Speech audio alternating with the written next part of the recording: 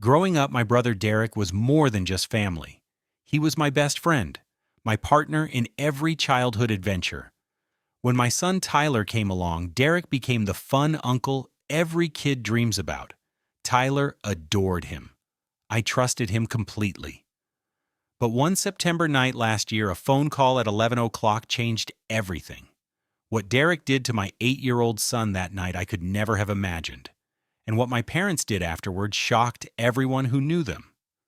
Stay with me, because what happened when Derek returned 6 months later left us all speechless. Before I get into this story, let me know in the comments where you are watching from today. If this story touches you, please hit that like button and subscribe to the channel. Now let me take you back to where it all began. And trust me, you will want to hear every single detail of what happened that night.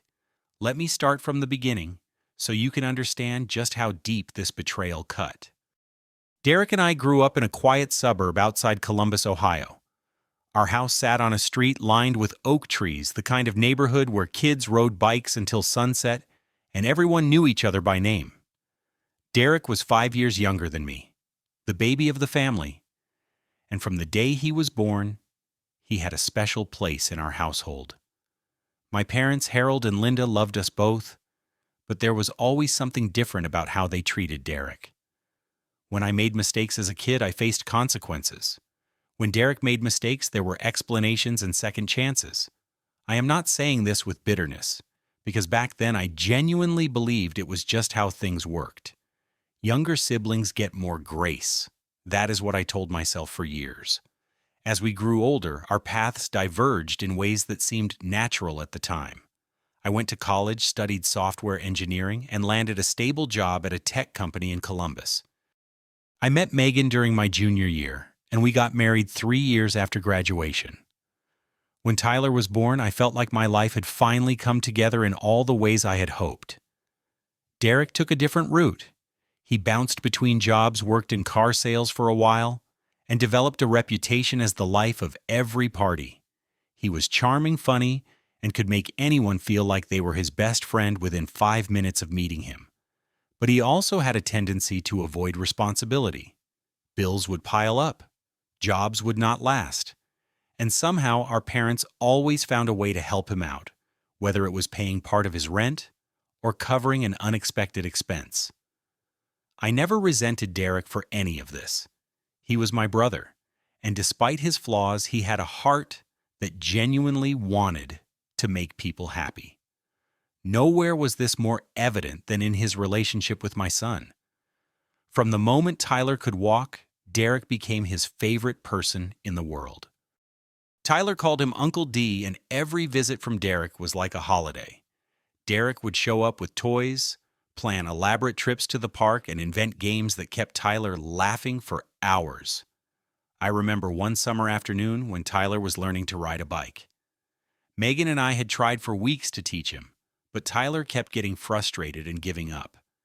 Then Derek came over, spent an entire afternoon running alongside Tyler, catching him every time he wobbled, never showing a hint of impatience. By sunset, Tyler was riding on his own, and the look of pride on his face is something I still carry with me. Megan sometimes expressed concerns about Derek. She noticed things I chose to overlook. There was the time Derek brought Tyler back from the movies 2 hours late without calling or answering his phone. I was pacing the living room imagining the worst when they finally walked through the door. Derek just laughed it off, saying they had stopped for ice cream and lost track of time. Tyler was fine, so I let it go. Then there was the incident with the soda. Tyler had been having issues with his teeth, and our dentist specifically told us to limit sugary drinks. Derek took Tyler out for the day and brought him back buzzing with energy, admitting he had let Tyler drink 3 large sodas because Tyler asked nicely. Megan was furious, but Derek apologized with that charming smile of his, and I found myself defending him. He did not know about the dental issues I said. He would be more careful next time. The final warning sign came a few months before that terrible September night. Derek had posted a video of Tyler on his social media without asking us first. It was innocent enough, just Tyler doing a silly dance. But Megan and I had agreed early on to keep Tyler off social media for privacy reasons.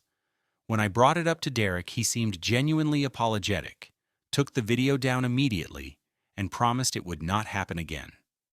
Looking back, I can see the pattern clearly. Small breaches of trust, each one explained away, each one forgiven because Derek was family, because he meant well, because nothing truly bad had happened yet. I convinced myself that Derek was just careless, not malicious. I told Megan we were being overprotective. I defended him at every turn. That defense would haunt me. The weekend that changed everything started with a wedding invitation. Megan and I had been invited to the wedding of her college roommate in Pittsburgh, a 4-hour drive from Columbus. It was going to be a beautiful celebration, and we had been looking forward to it for months. The only problem was finding someone to watch Tyler overnight. My parents were our first choice, but they had already committed to visiting my aunt in Cleveland that same weekend. We considered hiring a babysitter, but Tyler was going through a phase where he did not do well with strangers. Then Derek offered. He called me on a Tuesday evening, his voice bright and eager. He said he had the whole weekend free and would love to spend quality time with his favorite nephew. Tyler overheard the conversation and immediately started jumping up and down, begging to stay with Uncle D. Megan was hesitant. She pulled me aside and reminded me of the times Derek had been irresponsible. But Tyler was so excited, and Derek sounded so sincere. I told Megan we could trust him for one night. I promised her everything would be fine. On Saturday morning, we dropped Tyler off at Derek's apartment. I gave Derek a detailed list of instructions. Tyler's bedtime was 8:30. He could watch cartoons, but nothing scary. There were healthy snacks in his backpack, and he should only have water or milk, no soda. I left emergency contact numbers for our neighbors, the pediatrician, and the wedding venue. Derek nodded along, occasionally rolling his eyes at what he called my overprotective dad mode. As we walked out the door, Tyler hugged me tight and told me to have fun. I hugged him back and told him I loved him. Megan lingered by the car, looking back at Derek's apartment, with an expression I could not quite read. On the drive to Pittsburgh, Megan turned to me and said she had a bad feeling. I asked her to explain, but she could not put it into words, just a sense that something was wrong. I reached over, squeezed her hand, and told her we would be back before she knew it. We arrived at the wedding venue that evening, checked into our hotel, and joined the rehearsal dinner. Everything was beautiful. The couple was happy. Our friends were delighted to see us. For a few hours, I allowed myself to relax and enjoy the celebration. The ceremony on Sunday was scheduled for 4 in the afternoon. We had planned to drive back to Columbus immediately after arriving around 10 at night. But our plans changed at 11 o'clock on Saturday night when my phone rang. I did not recognize the number at first. It was Mrs. Patterson, our elderly neighbor who lived 3 houses down from Derek. Her voice was shaking as she spoke, and the words she said made no sense to me initially. She told me she had just seen the most disturbing thing. She had been looking out her window when she saw a Tesla driving slowly down the street, and sitting behind the steering wheel was a child, a small child who looked exactly like Tyler. My blood turned to ice. I asked her if she was sure, and she said she had called the police immediately after. She said the car had pulled back into Derek's driveway, and she could hear men laughing inside the vehicle. I tried to call Derek. The phone rang and rang before he finally answered, his words slurred and slow. I asked him what was happening, and he laughed, actually laughed, and told me to calm down. He said Tyler was fine. He said the car had autopilot, so it was totally safe. He said his friends just wanted to see how it worked. In the background, I heard Tyler crying. Everything after that moment became a blur of panic and rage. Megan saw my face and started crying before I even explained. We threw our bags in the car and drove through the night, 4 hours that felt like 4 years. I called Mrs. Patterson twice more for updates. She told me the police had arrived. She told me Derek was being questioned. She told me Tyler was safe, but very shaken. We pulled into Derek's apartment complex at 3 in the morning. 2 police cruisers sat in the parking lot, their lights casting red and blue shadows across the buildings. And there, sitting in the back of one cruiser with a blanket wrapped around his shoulders, was my son. Tyler's face was puffy from crying. His eyes were red and distant. When he saw me running toward him, he burst into fresh tears and reached out his arms. I held him so tight I was afraid I might hurt him. Megan dropped to her knees beside us, stroking Tyler's hair, whispering that we were there, that he was safe, that nothing would hurt him ever again. The police officer who approached us was a woman in her 40s with a calm, professional demeanor. She explained what had happened based on witness statements and Derek's own admission.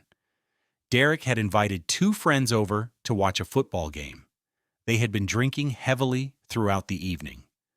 At some point, Derek decided to show off his new Tesla Model 3 and its Autopilot feature. His friends identified as Jake, and Cody encouraged him. One of them suggested it would be funny to let the kid drive. Derek, intoxicated beyond any reasonable judgment, thought this was a brilliant idea.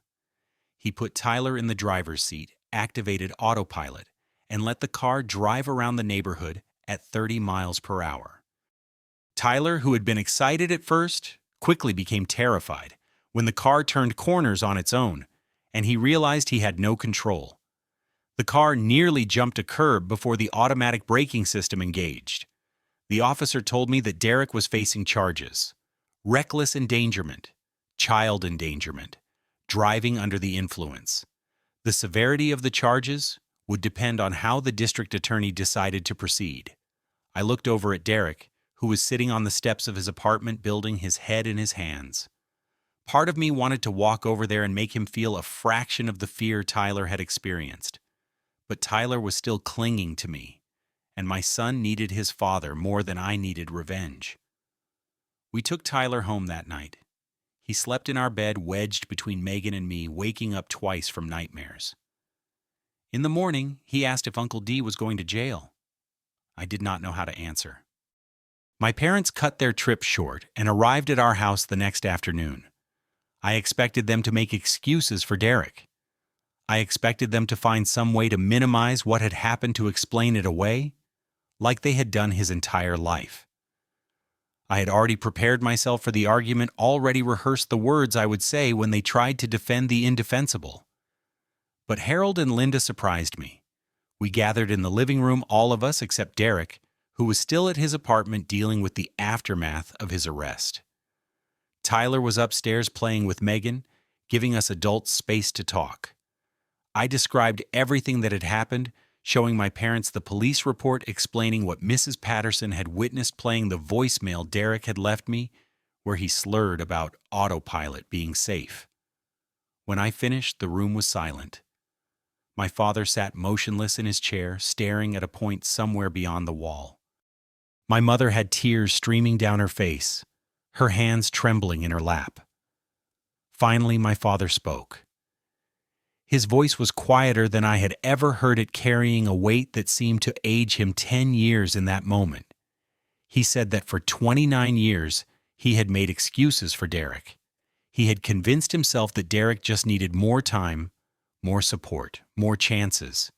He had enabled behavior that should have had consequences.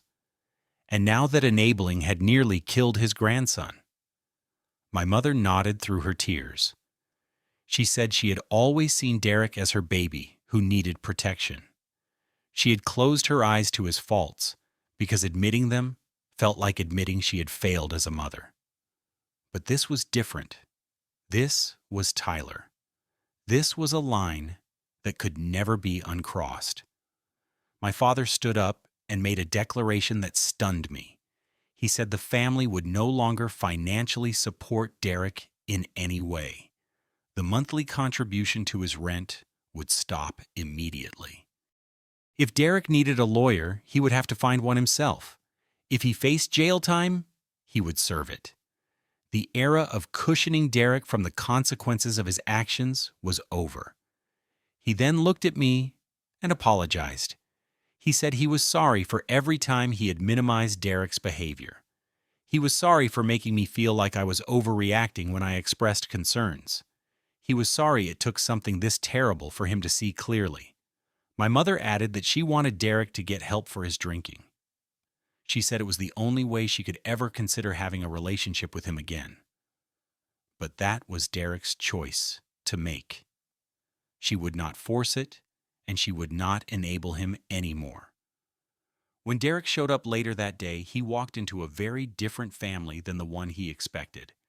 He came through the door with the same expression he always wore. After messing up a mixture of sheepishness and charm, ready to apologize and move on like nothing serious had happened. He started to explain that the whole thing had been blown out of proportion, that the car had autopilot, that Tyler was never in real danger. My father cut him off. He told Derek to stop talking and listen for once in his life. He laid out the new reality: no more money, no more excuses, no more protection. Derek's face shifted from confusion to disbelief to anger. Derek accused us of ganging up on him. He said I had always been the favorite, the golden child who could do no wrong. He said our parents were choosing me over him. My father's response was devastating in its simplicity. He said they were not choosing between sons. They were choosing between right and wrong. And what Derek did was wrong, regardless of how much they loved him. Derek stormed out of the house, slamming the door hard enough to shake the windows. In the days that followed, I took action to protect my family. I consulted with a lawyer and filed for a restraining order that would prevent Derek from having unsupervised contact with Tyler. The video that Jake and Cody had filmed that night, which they had foolishly posted on social media before deleting it, had already been recovered by police and served as damning evidence. Derek's court date came 6 weeks later. He was convicted of child endangerment and driving under the influence. His sentence included 6 months of probation, mandatory participation in an alcohol treatment program, suspension of his driver's license, and a fine that would take him years to pay off. The judge made it clear that the only reason Derek was not serving jail time was his lack of prior criminal record and his agreement to complete the treatment program. After the sentencing, Derek left Columbus. I heard through distant relatives that he had moved to Cincinnati, found a job at a warehouse, and was living alone. He did not reach out to any of us. No calls on holidays, no messages on Tyler's birthday, complete silence. 6 months passed like seasons changing outside a window. Tyler slowly recovered from the trauma of that night. For the first few weeks, he had nightmares about cars with no driver's vehicles that moved on their own and would not stop. We took him to a child therapist who specialized in trauma, and gradually the nightmares faded. He started sleeping through the night again. He laughed more. He returned to being the curious, joyful boy he had always been. But he never asked about Uncle D, not once.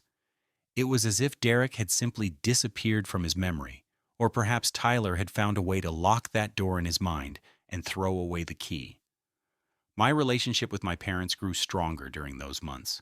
Without Derek as a constant source of tension, we found a new equilibrium. Harold and Linda came over for Sunday dinners. They took Tyler to the zoo, the museum, the park. They were present in ways they had not been before, as if the crisis had clarified what mattered most. I thought about Derek often. Late at night, when the house was quiet and Megan was asleep beside me, I would remember our childhood, building forts in the backyard, sneaking downstairs on Christmas morning, covering for each other when we broke the rules. Despite everything, despite the anger and the betrayal, I could not erase 30 years of brotherhood. But I also could not forget the image of Tyler sitting in that police car, his small body wrapped in a blanket, his eyes haunted by an experience no child should ever have. That image was burned into my mind, a permanent scar that throbbed whenever I thought about forgiving Derek. On a Sunday afternoon in March, 6 months and 12 days after that terrible September night, I was in the backyard with Tyler.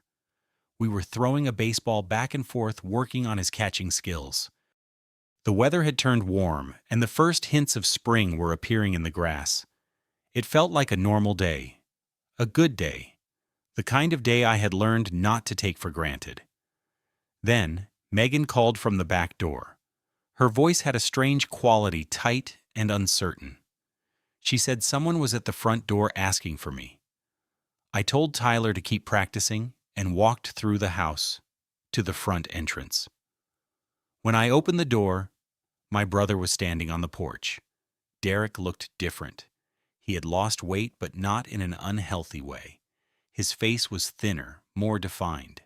His eyes, which had always carried a glassy sheen from too many late nights and too many drinks, were clear and focused. He stood with his shoulders back, a posture I did not recognize, one that suggested he was no longer trying to shrink away from the world. He did not smile. He did not make a joke. He simply looked at me and said he was there to apologize. Really apologize. Not the kind of apology that expects forgiveness, but the kind that accepts it might never come.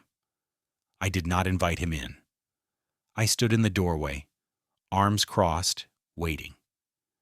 Derek spoke for nearly 10 minutes without interruption. He told me about the past 6 months. The alcohol treatment program had been mandatory, but somewhere along the way, it had become voluntary.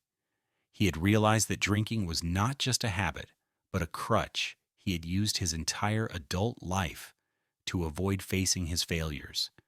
He had started attending Alcoholics Anonymous meetings and found a sponsor who held him accountable. He had begun seeing a therapist who helped him understand why he had always sabotaged himself, why he had relied on charm instead of character, why he had let others clean up his messes instead of learning to be responsible. He said he had written me a letter. He pulled it from his jacket, a thick envelope, with my name on the front. 10 pages, he said, documenting every selfish thing he had ever done, every time he had taken advantage of our parents, every moment he had let me down. Not to make me feel sorry for him, but to prove that he understood the full weight of his failures. Then he talked about Tyler. His voice cracked for the first time. He said there was no excuse for what he had done. None. He had put his nephew in danger to impress 2 drunk idiots who were not even real friends. He had prioritized his ego over the safety of an 8-year-old child who trusted him completely. He said he would understand if I never let him near Tyler again. He would accept that consequence. But he wanted me to know that not a single day had passed in 6 months when he did not think about Tyler's face, about the fear he had caused, about the trust he had shattered. When he finished, silence hung between us. I did not know what to say. Anger and grief and something that might have been hope all churned together in my chest. Before I could respond, I heard footsteps behind me. Tyler had come inside, curious about who was at the door. He stepped around me and looked up at the man on the porch. For a moment, neither of them moved. Then Tyler spoke, his voice small but steady. He asked Derek if he still drank beer. Derek knelt down slowly, bringing himself to Tyler's eye level. He said no. He said he did not drink anymore. He said he was sorry, so very sorry, for scaring Tyler that night. He said he understood if Tyler did not want to see him ever again. Tyler studied his uncle's face with an intensity that seemed far beyond his 8 years. Then he took a step forward and wrapped his arms around Derek's neck. I watched my brother break down completely. His body shook with sobs as he held Tyler, whispering apologies over and over. Megan appeared beside me, her hand finding mine, both of us witnessing something we had not expected and did not fully understand. I did not forgive Derek that day. Forgiveness is not a moment, but a process, a choice you make repeatedly over time. But I opened the door, literally and figuratively, to the possibility that my brother could change. In the months that followed, Derek proved himself in ways both small and significant. He attended every AA meeting, earned his 6-month chip, and then his 1-year chip. He visited Tyler only when Megan or I were present, never pushing for more than we were comfortable with. He got a better job, started paying back the fines from his conviction, and slowly rebuilt his relationship with our parents. Our family did not return to what it was before. That version of us was gone forever, and honestly, I do not think I would want it back. What we have now is built on honesty instead of denial, on accountability instead of excuses. It is harder in some ways, but more real in every way that matters. I have thought a lot about what this experience taught me. I used to believe that loving someone meant accepting everything about them, that family loyalty required, overlooking faults and minimizing harm. Now I understand that true love sometimes demands boundaries. It requires the courage to say enough is enough even when your heart is breaking. The hardest thing I ever did was protect my son from my brother. It was also the rightest thing. Forgiveness, I have learned, is not about forgetting. The memory of that night will never leave me. But forgiveness is about choosing not to let anger poison your own heart. It is about recognizing that people can change even when you doubted they ever would. It is about holding two truths at once, that someone hurt you deeply and that they are still worthy of compassion. I do not know what the future holds for Derek and me. Maybe we will grow close again. Maybe we will always carry a distance between us that cannot be closed. But I know this. When I chose to protect Tyler at all costs, I became the father he needed. And somehow that choice also helped Derek become the person he was always capable of being. Sometimes the most painful love is the truest love.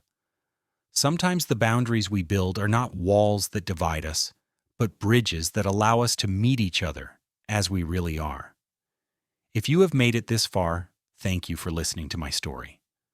I want to ask you something. Have you ever had to set a hard boundary with someone you loved? How did you find the strength to do it? Share your experience in the comments below, because I believe we can all learn from each other. If this story moved you, please take a moment to hit that like button. It helps more than you know. And if you want to hear more stories about family forgiveness and finding your way through difficult times, subscribe to the channel and turn on notifications so you do not miss the next one. If you know someone who might need to hear this message today, please share this video with them. Thank you for being here. Take care of yourselves and the people you love. And remember, setting boundaries is not giving up on someone. It is giving them the chance to rise. Until next time.